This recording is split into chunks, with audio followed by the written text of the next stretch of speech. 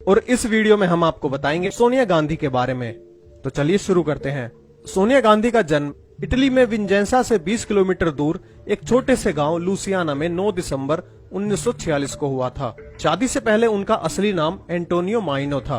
उनके पिता का नाम स्टीफनो माइनो था, जिनका एक कंस्ट्रक्शन का बिजनेस था, और वे बेटिनो मुसेलिनी, जो कि इटली का तानाशाह था, उसकी सेना में काम करते थे।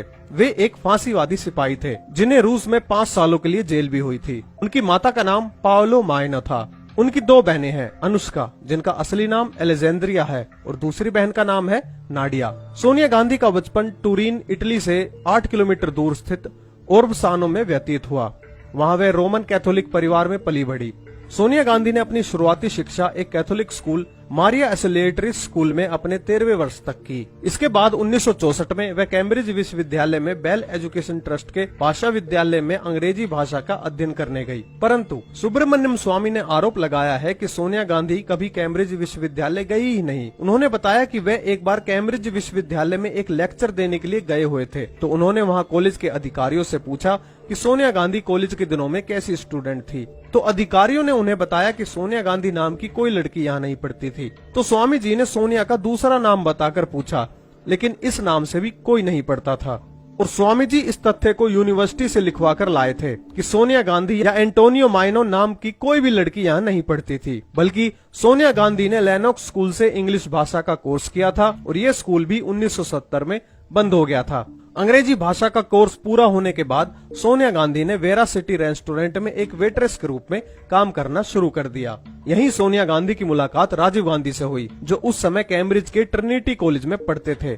ऐसा नहीं है कि केवल राजीव गांधी ही सोनिया से मिलने वाले उनके पुरुष मित्र थे। उनसे मिलने वाले अन्य पुरुषों में माधवराव सिंधिया तथा एक जर्मन पुरुष स्टिगलर प्रमुख थे, जो कि सोनिया के घनिष्ठ मित्रों में से थे। सोनिया गांधी की माधवराव सिंधिया से मित्रता राजीव गांधी के विवाह पश्चात भी लंबे समय तक जारी रही। चलिए वापस चलते हैं राजीव गांधी पर। राजीव गांधी ने 1962 से 1965 तक कैम्ब्रिज में मैकेनिकल इंजीनियरिंग में दाखिला लिया, लेकिन वह परीक्षा पास नहीं कर सके। इसलिए 3 साल फेल होने के बाद उन्होंने 1966 में लंदन के इंपीरियल कॉलेज में दाखिला लिया, लेकिन यहाँ भी डिग्री पूरी किए बिना ही कॉलेज छोड़ दिया। के.एन. राव ने अपनी पुस्तक में लिखा है कि राजीव गांधी सोनिया गांधी से शादी करने के लिए एक कैथोलिक क्रिश्चियन बने और अपना नाम रॉबर्टो रखा, जिसके बाद उनके 2 बच्चे हुए, जिसमें से लड़की का नाम बियंका रखा और लड़के का नाम रखा राहुल। और भारत की जनता की आंखों में धूल झोंकने के लिए राजीव सोनिया का हिंदू रीति रिवाजों से पुनर्विवाह करवाया गया, और बच्चों का नाम बियंका से बदलकर प्रियंका और राहुल से बदलकर राहुल कर दिया गया। 1968 में दोनों का विवाह होने के बाद सोनिया गांधी भारत में रहने लगी। पहले सोनिया गांधी हर 5 वर्ष बाद विदेशी कानून के तहत भारत में रहने का परमिट लिया करती थी। यह परमिट उन लोगों को दिया जाता था जो कि अस्थायी तौर पर भारत में रहने आते हैं। सोनिया गांधी ने सर्वप्रथम भारत में रहने का परमिट 1968 में प्राप्त किया था, जब वो पहली बार राजीव गांधी के साथ भारत आई थी। 1973 में 5 वर्ष की समाप्ति पर अगर वे चाहती तो भारत की नागरिक बन सकती थी, लेकिन 1973 में उन्होंने पुनः आवेदन करके अगले 5 वर्षों तक भारत में रहने का परमिट प्राप्त किया। इसके बाद 1978 में उन्होंने दोबारा अगले 5 वर्षों के लिए भारत में रहने का परमिट लिया, और भारत का नागरिक बनने का आवेदन भी सोनिया गांधी के नाम से नहीं, बल्कि एंटोनियो माइनो के नाम से किया जाता था। सोनिया गांधी ने भारत की नागरिकता विवाह के 15 वर्ष के बाद यानी 30 अप्रैल 1983 को ली थी। 1982 में IIT गेट दिल्ली के पास रात 2 बजे एक कार एक्सीडेंट हुआ, जिसमें सिर्फ माधवराव सिंधिया और सोनिया गांधी बैठी थी। दोनों को काफी गहरी चोट आई थी। एक IIT के छात्र ने उन दोनों को कार से बाहर निकाला। सोनिया गांधी की इच्छा पर उन्हें प्रधानमंत्री निवास भेज दिया गया तथा माधवराव सिंधिया, जिनका पैर टूट गया था, उन्हें दिल्ली पुलिस ने आकर अस्पताल भेज दिया। माधवराव सिंधिया सोनिया गांधी के धीरे धीरे आलोचक होते जा रहे थे तथा उन्होंने अपने निकटवर्ती मित्रों से सोनिया के संबंध में संदेह भी जताया था। और फिर कुछ समय बाद ही एक वायु दुर्घटना में माधवराव सिंधिया की रहस्यपूर्ण परिस्थितियों में मौत हो गई। ऐसा कहा जाता है कि इंदिरा गांधी की बुलेट प्रूफ कारों का ठेका एक जर्मन कंपनी को दिया गया था, जिसमें बिचौलिए का काम किया था वोल्टर विंसी ने, जो कि सोनिया गांधी की बहन अनुष्का का पति था, और इस डील में उसने भारी भरकम कमीशन खाया था। इसके बाद 1986 में वोल्टर विंसी को भारत की एसपीजी को इटालियन सुरक्षा एजेंसी द्वारा प्रशिक्षण दिए जाने का भी ठेका मिला, और इस सौदे के लिए उसने नगद भुगतान की मांग भी की थी, और वो भुगतान सरकारी तौर पर किया भी गया। इस नगद भुगतान के बारे में तत्कालीन कैबिनेट सचिव बीजी देशमुख ने अपनी किताब में उल्लेख भी किया है। और ये ट्रेनिंग भी असफल रही और सारा पैसा लगभग व्यर्थ ही चला गया, क्योंकि इटली के जो सुरक्षा अधिकारी भारतीय एसपीजी कमांडो को प्रशिक्षण देने आए थे, उनका रवैया जवानों के प्रति बेहद खराब था। एक जवान को तो उस दौरान थप्पड़ भी मारा गया। रो अधिकारियों ने ये बात राजीव गांधी को बताई और कहा कि इस व्यवहार से सुरक्षा बलों के मनोबल पर विपरीत प्रभाव पड़ रहा है और उनकी खुद की सुरक्षा व्यवस्था भी ऐसे में खतरे में पड़ सकती है। घबराए हुए राजीव ने तत्कालीन वह ट्रेनिंग रुकवा दी, लेकिन वह ट्रेनिंग का ठेका लेने वाले वॉल्टर विंसी को तब तक भुगतान किया जा चुका था।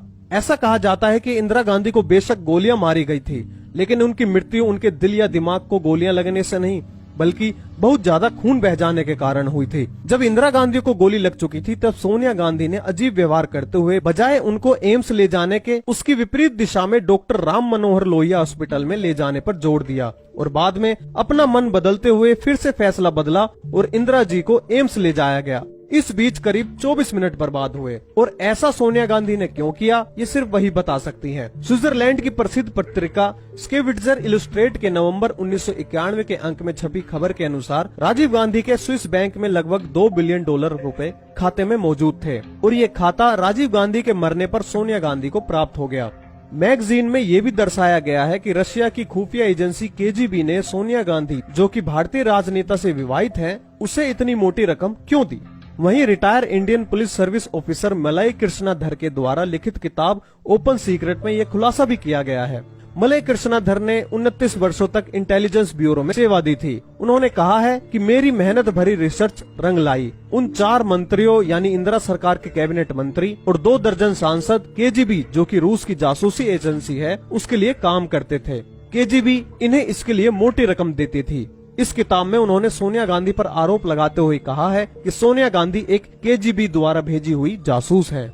इसके साथ ही जब इंदिरा गांधी और राजीव गांधी प्रधानमंत्री थे, उस समय ऐसा कोई भी दिन नहीं जाता होगा कि जब बिना जांच के डिब्बों में भर भर कर सामान दिल्ली तथा चेन्नई अंतर्राष्ट्रीय हवाई अड्डे से रोम ना जाता होगा। ये सारा सामान एयर इंडिया तथा एलिटेलिया जहाजों में जाता था। कांग्रेस के नेता अर्जुन सिंह पहले मुख्यमंत्री के रूप में तथा बाद में कैबिनेट मंत्री के रूप में सोनिया के कार्यक्रमों को अंजाम दिया करते थे। यहाँ से पुरातात्विक महत्व की बहुत सी वस्तुओं को पहले इटली की 2 दुकानों, जिनका संचालन सोनिया गांधी की बहन अनुष्का किया करती थी, में पहुँचाया जाता था।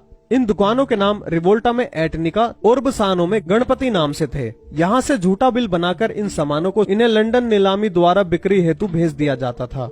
इसमें से कुछ धन राहुल गांधी के नेशनल वेस्टमिनिस्टर बैंक तथा हांगकांग एंड शंघाई बैंक के लंदन स्थित खाते में जमा हो जाता था, परंतु इसमें से ज्यादातर धन कैमेन द्वीप स्थित बैंक ऑफ अमेरिका के गांधी परिवार के खाते में जमा किया जाता रहा। इस मामले में सीबीआई ने तो साल 1993 में भारतीय एंटीक चुराने वालों का पता लगाने के लिए एफआईआर तक दर्ज की थी, लेकिन उस समय केंद्र में कांग्रेस की सरकार थी और मध्य प्रदेश में भी। सोनिया गांधी के विश्वस्त माने जाने वाले अर्जुन सिंह तब मध्य प्रदेश के मुख्यमंत्री थे। अर्जुन सिंह की मदद से सरकार पर दबाव डालकर उस एफआईआर में सोनिया गांधी का नाम ही नहीं डाला गया। आरोप है कि इस संकट से बचने के लिए सोनिया गांधी ने सिर्फ अर्जुन सिंह का ही नहीं, बल्कि कला विशेषज्ञ मार्तंड सिंह, पाकिस्तानी दंपत्ति मुनीर और फरीदा अताउल्लाह, लंदन में रहने वाले पाकिस्तानी मूल के आईएसआई एजेंट सलमान तासिर के अलावा लिट्टे की भी मदद ली थी।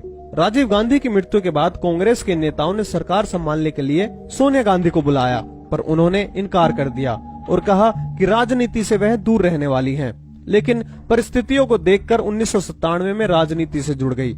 1998 में सोनिया गांधी कांग्रेस पार्टी की अध्यक्षा बनी। इसके बाद सोनिया गांधी अक्टूबर 1999 में बेल्लारी कर्नाटक से और साथ ही अपने पति राजीव गांधी के निर्वाचन क्षेत्र अमेठी से चुनाव लड़ा और करीब 3 लाख वोटों से दोनों जगह से जीत हासिल की। इसके बाद 1999 में 13वीं लोकसभा में विपक्ष की नेता चुनी गई। इसके बाद 2004 के लोकसभा के चुनावों में सोनिया गांधी के नेतृत्व में कांग्रेस और उनके सहयोगियों ने मिलकर 204 सीटें जीती। इसके बाद सुब्रमण्यम स्वामी बताते हैं कि 14 मई 2004 के अखबारों में उन्होंने देखा कि सोनिया गांधी दावा कर रही थी कि वही सरकार बनाएंगी। उस समय वह मद्रास में थे। तब उन्होंने तत्कालीन राष्ट्रपति कलाम को चिट्ठी लिखी और उनको बताया कि हमारे देश के कानून के अनुसार वह पीएम नहीं बन सकती, क्योंकि सोनिया की नागरिकता पर कई अंकुश लगे हुए हैं। उन्होंने अभी तक इटली की नागरिकता नहीं छोड़ी है। स्वामी जी ने संविधान के सेक्शन 5 के एक प्रावधान का जिक्र चिट्ठी में किया था। 17 मई 2004 की दोपहर को 12:30 बजे वे राष्ट्रपति से खुद जाकर मिले। उनसे कहा कि कि सोनिया गांधी को प्रधानमंत्री नियुक्त नहीं किया जा सकता, ये कानूनों के खिलाफ होगा। उसी दिन शाम 5 बजे सोनिया गांधी को राष्ट्रपति से मिलना था, जहां वे सरकार बनाने के लिए दावा पेश करने वाली थी। लेकिन दोपहर 3 बजे सोनिया गांधी के पास राष्ट्रपति भवन से एक चिट्ठी पहुंची, जिसमें लिखा था कि शाम 5 बजे का अपॉइंटमेंट रद्द किया जाता है। अगर वे चाहें तो अगले दिन यानी 18 मई को मुलाकात कर सकती हैं। और इसी के चलते सोनिया गांधी ने मनमोहन सिंह को प्रधानमंत्री नियुक्त किया।